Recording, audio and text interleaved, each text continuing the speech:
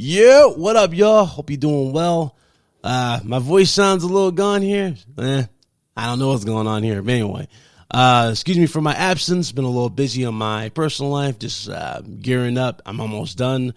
About 80% done here. I do got to pass the test, though, so we're going to see how that goes. But anyway, let's go ahead and get into why we're here. Before we get into why we're here, I'm going to say this publicly real quick. Erica. Yeah, Eric Cuts for the win. Make sure you guys check out Eric Cuts for the win. But Eric Cuts for the win. Oh, don't you worry, baby. We're going to have our time. Got some words for you. We're going to have our time. Anyway. So, what did I miss? Surely I missed something that was game-changing. Surely I missed something. Because, I've been seeing a lot of ponies act a little sus towards your boy. But then again, you can't really trust the pony as it is, I guess, as it is. I mean, there's a few you can trust, but you really can't trust the pony. It's a wild animal at this point. Anyway, man, let's go ahead and get into why we're here. My DMs are going off, and I'm like, okay, what could possibly be so important that you guys got to blow up my DMs like this? Half of these were Digital Foundry related. So I'm like, okay, cool. What, did Digital Foundry say something great? Did Digital Foundry say something bad? And it's funny, before I even watched the Digital Foundry video, I see some very sus either live streams or videos. Dudes talking about how Digital Foundry silenced the haters. Digital Foundry's this and that. You know what's funny about Digital Foundry? Digital Foundry's credibility when it comes to the PlayStation community is literally, it goes like a pendulum. 1 week it's good. They're the most reliable spot to go to. 1 week they lied about quote unquote this, that, and the third. It's like, which one is it? Is Digital Foundry credible? Or are they not credible? Because all I'm finding out as time goes by in regards to Digital Foundry is that most of you dudes that hype up or talk about Digital Foundry are a bunch of bitches. That's what I find out. More on that later. So I watched the Digital Foundry video, and the first thing something told me to do was go check out the comment section. So I checked out the comment section. The comment section, to my surprise, wasn't a whole lot of negative. So I'm like, okay, maybe they show something that's going to be great. But I'm looking at it. One of the main things you see as a common thing in that comment section is that it's still not worth the price. And that right there is reflected in the pre-orders of PlayStation 5 Pro. You see, PS4 Pro didn't have this issue because PS4 Pro wasn't at $900 if we're talking about for the overall situation for the full experience. PS4 Pro was nowhere near this. So, of course, PS4 Pro had no problem selling on the merit. But here we are talking about PS5 Pro. So, okay, I'll look at the video. And you know what's funny? Digital Foundry said something that ironically is reflected in the overall way they are analyzing this overall video. Remember, apparently anybody can zoom in and analyze this stuff, but apparently not, because a lot of you look like idiots right now in regards to this. So let me go ahead and say this one important thing, this one important note from Digital Foundry. And this is what they said. Distances will significantly impact the experience that you have when it comes to PlayStation 5 Pro. What does that mean? So the farther away you are from the monitor or TV in regards to PlayStation 5 Pro in terms of the games you play, this right here will significantly impact the quote-unquote improvements that you see for PlayStation 5 Pro over the base model game. The Pro is actually resolving more image detail, which is especially clear in texture art. Edge detail also appears somewhat sharper, and the foliage also takes on a more refined appearance on Pro. I think it's important to realize that some of these detail bumps are not going to be apparent from a typical viewing distance for most players, given the 4K image on the base machine, but if we do take a closer look, they do stand out. There are definitely some elements where PSSR is just doing a flat-out better job resolving fine detail than the old TAA, like with these metal bars. Sometimes it does look just a touch sharp though to my eyes, which wouldn't be that noticeable on a TV screen, but does sometimes look slightly unnatural in close-ups. Because I hate to break it to you, if you're buying this strictly to replay Last of Us 2 for 60 FPS, it's already been 60 FPS on the base model PS5. Now one could argue, why don't we have more 60 FPS games for PS5 for the base model? And I can answer that very, very simple. The reason why is ironically, we still have this problem going into PS5 Pro, is that we're in cross-gen. a lot of games are still in cross-gen, and we're not seeing a whole lot of big of a focus strictly on next-gen only games, which is PS5. Sony does not want to let go of the PS5 market, and you're clearly seeing that. They don't want to let go of that player base. So you're still seeing cross-gen. We still got cross-gen games being announced, and we got those at the latest state of play. So again, I don't see what exactly we're supposed to jump out our seats over here. But anyway, it's so reflected in this because, they're zooming in ×3, and Sony wants you to sit about 6 feet away from your screen to notice these differences, which is funny to me. Now, if a console is so powerful and is doing some ridiculous game-breaking improvements, here's the fun fact. You don't need to sit 6 feet close to the damn monitor or screen to notice it. You can be able to see that regardless of the distance you are from the monitor or TV. That's already your biggest red flag right there. And of course, Sony flat out got caught in a lie talking about how every game will be 60, or not every game, but they said, well, granted, they didn't lie. They said they can't guarantee you that every game will be 60 FPS. But they're talking about here's some great games running at 60 FPS. And we saw we saw Hogwarts Legacy. Hogwarts Legacy with ray tracing. That game was running at 4K 30. Now, here's another fun thing about this. Remember, Mark Cerny said that this console was supposed to be for those who don't want to have the option, or who don't want to toggle the option between performance and visuals. Yet, I'm hearing reports of different visual modes for this.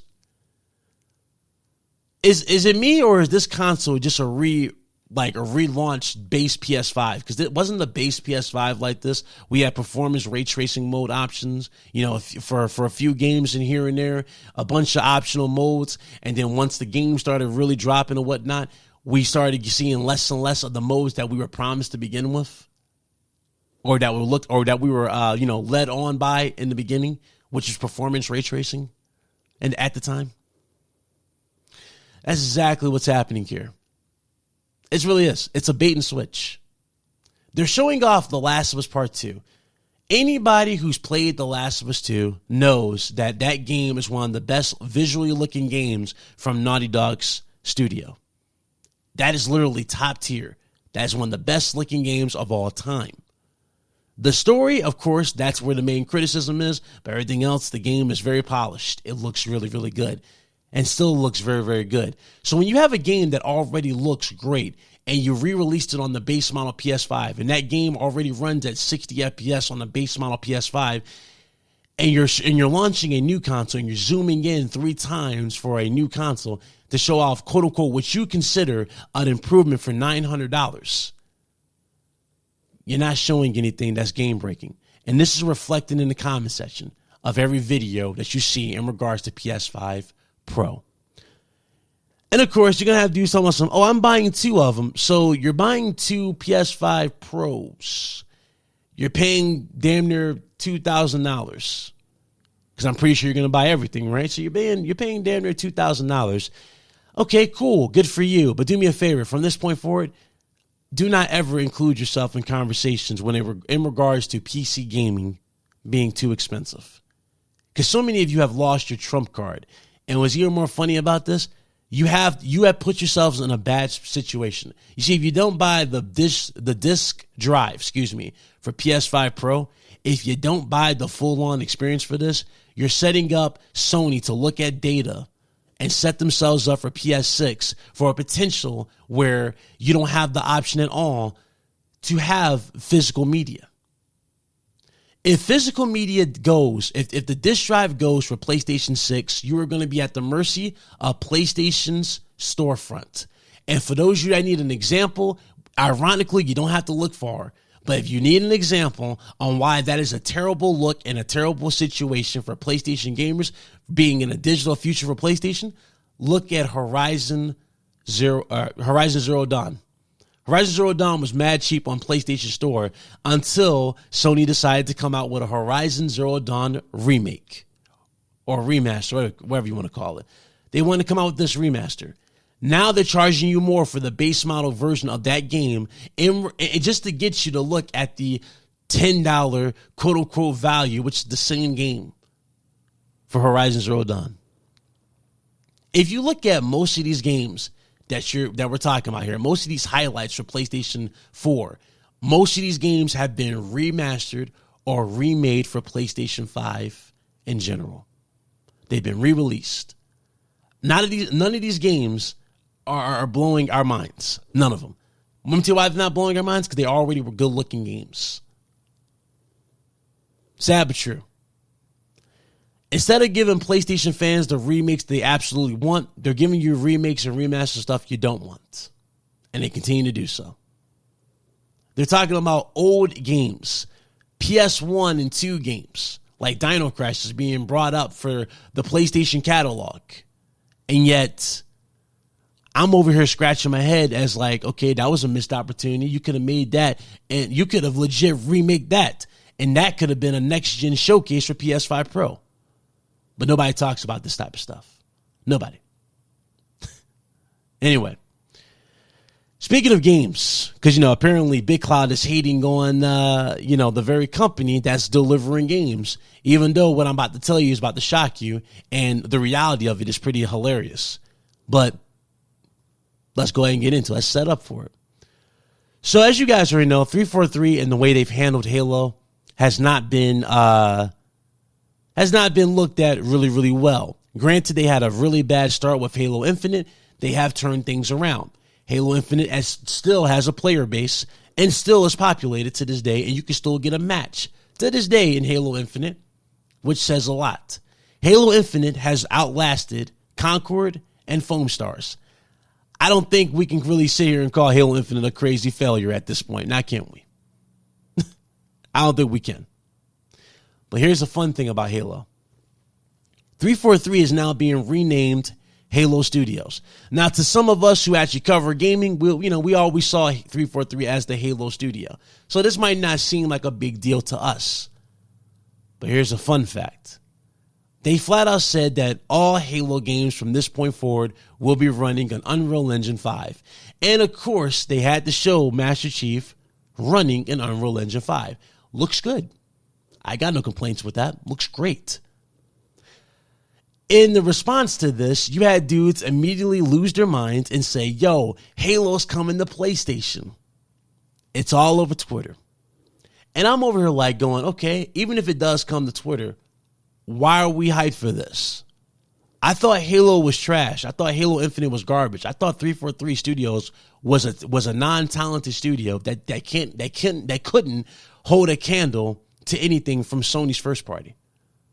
But here we are excited to play those games that we consider trash on our platform that we quote unquote put as the best place to play. Where only the best games are.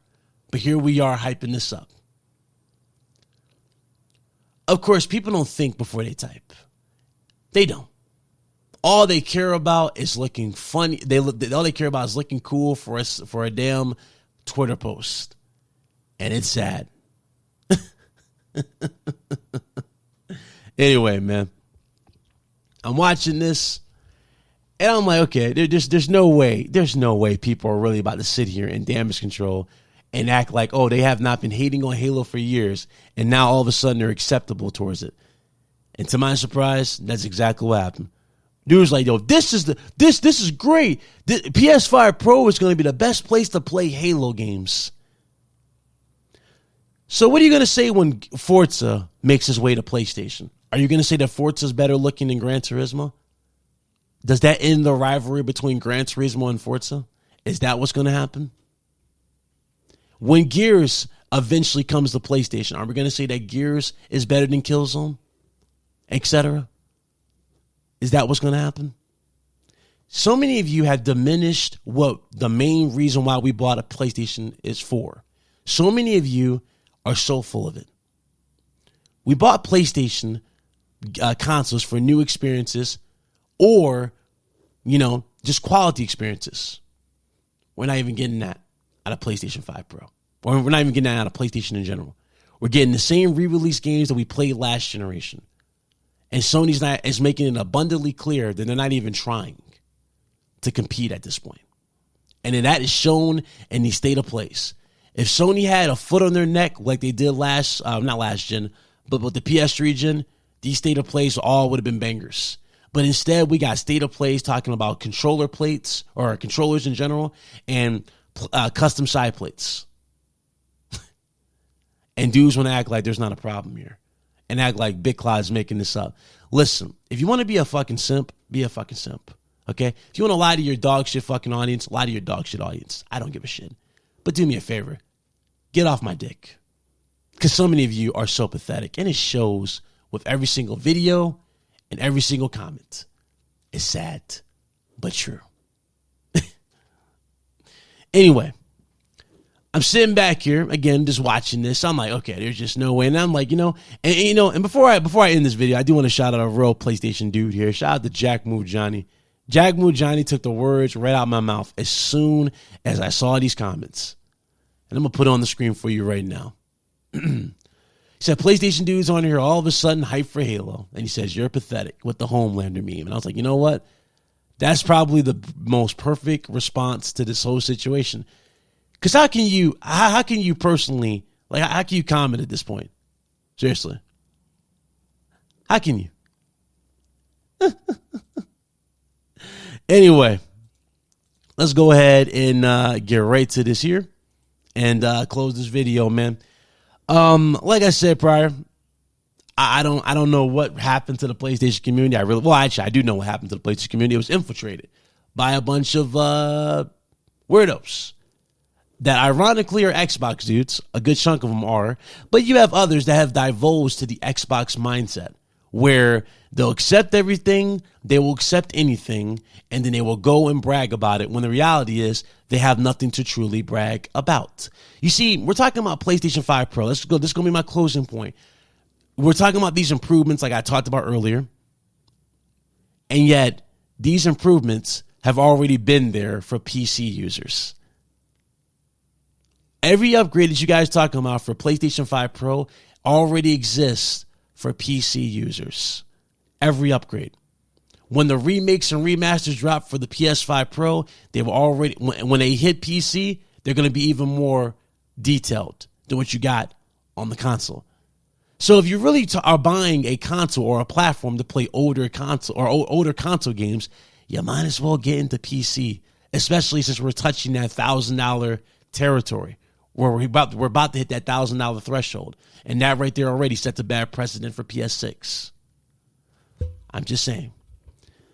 Think about that. Seriously, think about that. As for me, I'm going to go ahead and end this video. Hope you guys enjoyed. Sorry for the hiatus. Hopefully I'll have a video for you tomorrow if something happens. If not, hey, I'll go right off the dome and just tell you some real stuff that needs to be said as per usual. Hope you guys enjoyed, man. I'll see you guys on the next one.